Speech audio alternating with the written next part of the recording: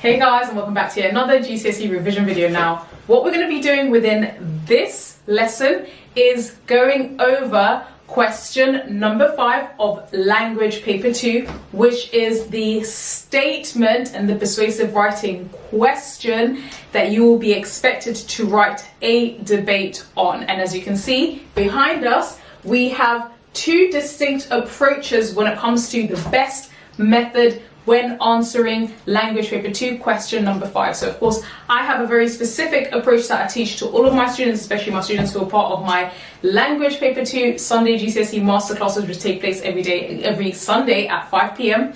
and Mr. Salles has a different set of methods that he teaches in his guides, in his language paper 1 and paper 2 guides, that you can now have a look at and then think, okay, when it comes to preparing for this question in my upcoming language paper 2 exams, what works best for me? Okay, so we're going to start with me going over the perfect method and the perfect approach when it comes to answering question number 2 of language paper 2. Question number 5. Question number 5 of language paper 2. Okay, Freudian slip. So when it comes to question number 5 of language paper 2, of course, as I mentioned, this is a topical issue. Okay, it's usually something that you'll hear about, debated generally in the news. Climate change, school uniforms, should they be banned? Is education worth the paper it's printed on? Stuff like that. Now, when you get the statement and when you see the statement, there's always two parts of the statement. You are then asked to what extent you agree, and you need to argue your point of view using either a letter, article, or speech, okay? And this is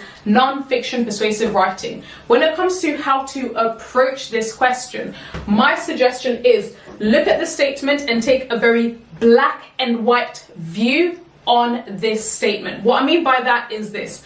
When you have a statement, say for example, school uniforms should be banned, rather than saying I agree to an extent or disagree to an extent, decide to take either a complete agree approach or complete disagree approach. The reason is because when you take a very black and white approach, you can actually now distinguish your argument and make your perspective really clear without seeming to contradict yourself. But also remember, in any persuasive writing, you need to show counter arguments so you can have very clear-cut opposing views. These don't have to be your own perspective, right? So when you completely agree, for example, with yes, school uniforms need to be banned or whatever, it doesn't actually have to be your own perspectives. Examiners don't really care. It's more so if you're writing a persuasive speech or persuasive article or persuasive letter, if you have a very clear line of argument, this is why I agree, rather than I agree to an extent but also disagree, agree and disagree, you then go away from contradicting yourself, but also when you present counter arguments, you're able to also show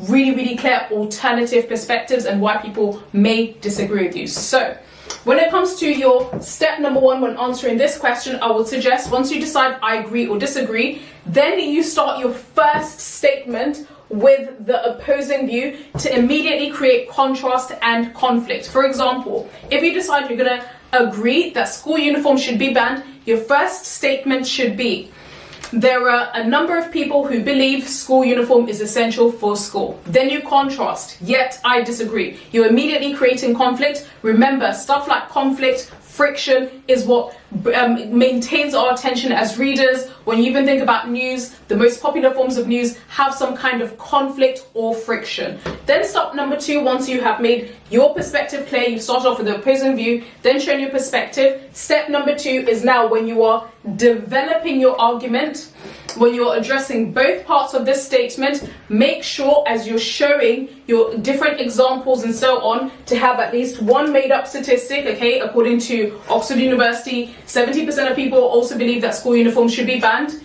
You could also have at least one anecdote. Sally Smith, who's near 11, who goes to her school, finds that if she did not have school uniform and wore her own home clothes, she would love school more. And also you can have some made up examples, any kind of examples showing and developing your perspective, okay? So remember, start off number 1 with opposing view before showing your perspective. Step number 2 is then have at least 2 to 3 paragraphs developing your argument, having some made up statistics, anecdotes and examples. Then remember, this is why you have a black and white approach. Then you move on in step number 3 to your counter arguments, why people will disagree with you. This is now where you show counter perspectives. You're showing also an ability to see why others might disagree with you. This strengthens your argument. Before step number 4, you finish with a closing paragraph where you say, okay, even if I've considered these opposing views, these opposing counter statistics, counter anecdotes, I still think my perspective is right. And again, guys, if you want to see how this looks like in practice, just join in my GCSE Language Paper 2 masterclasses every Sunday at 5 p.m. We are all on the roads to grade 7, 8 and 9. And one of the ways we are doing this is through consistent practice. And I always share with my students grade 9 responses that include this method, okay? So that is the first grade tutors method. How about the Mr. Sally's method for question number 5 in Language Paper 2? Okay, so there are 2 ways to get the marks. One is by focusing on the persuasive techniques, and one is by focusing on the structure. I'm going to show you both, and then there's going to be a bonus feature, which for now I'm calling Elon Musk. So let's start with the persuasive techniques. I teach a mnemonic, Mad Father's Crotch.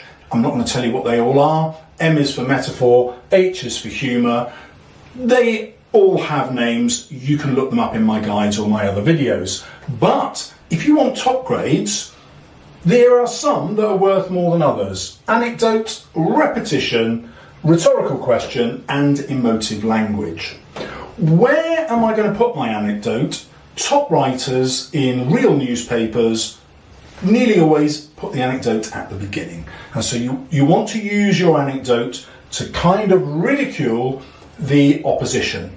So that's the same as the counter argument. So I'll give you an example. First Rate Tutors has given us the school uniform one. So my anecdote could be, we've all been there. You're late to class, your shirt is untucked, you don't want to choke yourself and strangle yourself with a top button done up, and you don't want to cut off your oxygen supply with a tie. But oh no, you've got Mr. Smith, and Mr. Smith hates children and he hates school uniforms that are untidy. And now, not only are you at risk of not getting any oxygen and learning anything, you are in a full-on beef. Boom. Big, passionate anecdote which forces my reader to think, hey, this is going to be an argument against school uniform. And notice it immediately led me to using emotive language. Whenever I use emotive language, I can persuade my reader.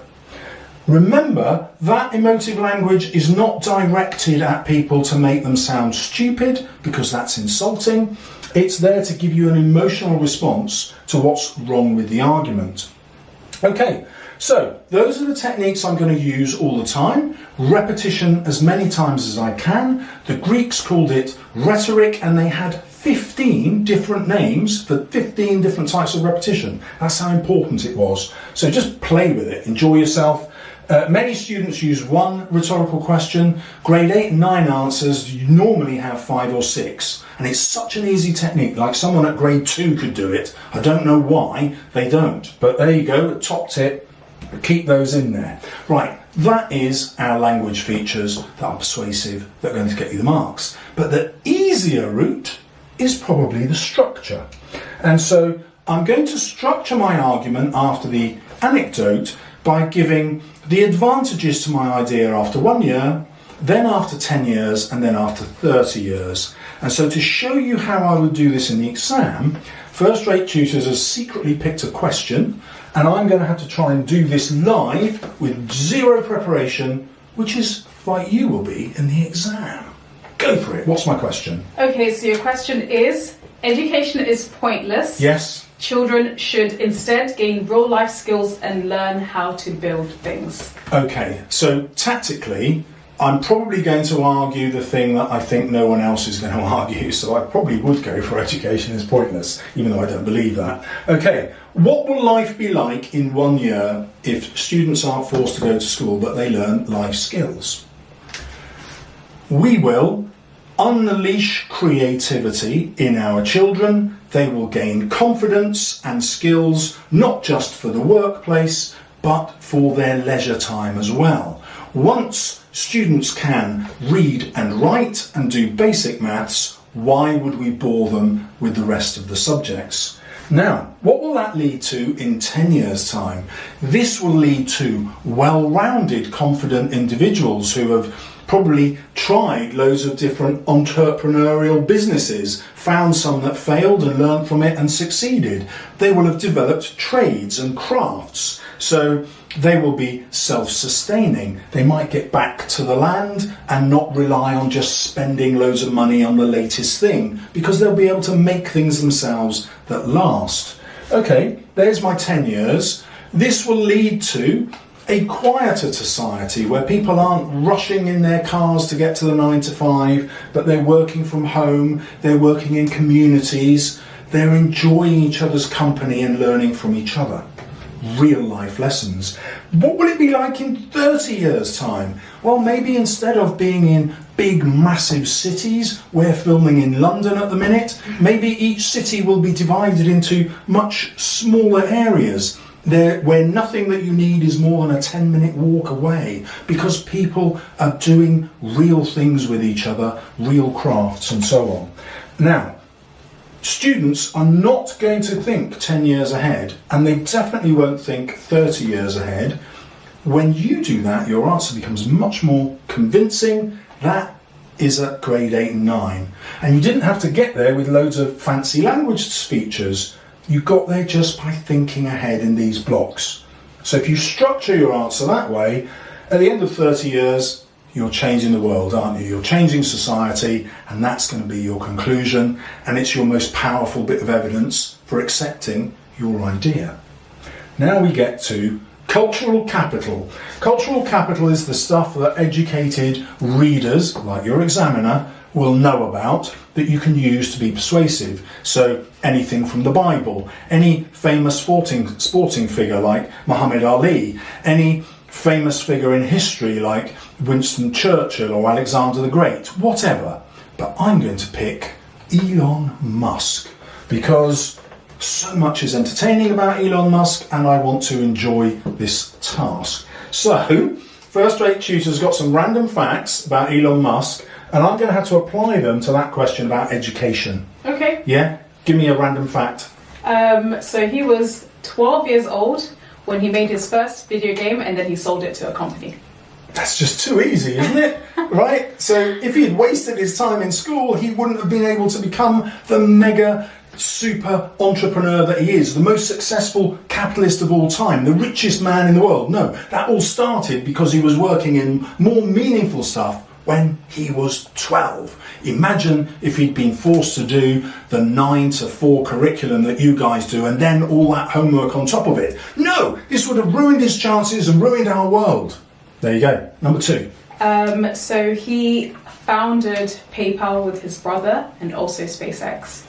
Right, okay. So PayPal was a way of exchanging money without having to use coins or a bank card, so that you could do it internationally without worrying about security and losing loads of interest to the banks. So how did he come up with that idea? Because his mind had time to think about real life problems, solving problems that real people had across the world. You don't get to solve any real life problems at school, do you? Not even in a science lesson. The science teacher says, hey, let's do an experiment, but it's not a real experiment because they already know what the result is going to be. School is a complete and utter waste of time. Yes, thank you, Elon. Next one was SpaceX. Yes, but also I have another one. Okay. He was born in 1971 in apartheid South Africa. Okay, this is tough. Okay, Elon thinks differently. He grew up as an autistic white man in a racist society, and whether or not he was racist, because I don't know, he's left in order to experience a different culture and think in a different way, because your beliefs control how you think. Whereas in school, your teachers are telling you what to think and how to think. And when you're at home, it's exactly the same. But if instead you were allowed some freedom to develop your own experiences and your own views, who knows what is possible? One day we might get to Mars. Okay, well, Yeah. obviously, guys, you have the Mr. Sally's examples and the 3 methods, which he's actually generously shared, and of course, the first rate tutors method. So, of course, it's up to you now. Now that you've seen the alternative ways you can approach question 5 in language paper 2, literally choose what works for you, and then make sure you put in that consistent practice. And don't forget, guys, that at some stage soon, Mr. Sally's will do a one-off language paper 2 masterclass. He's not sure where. I will. In April, it'll happen.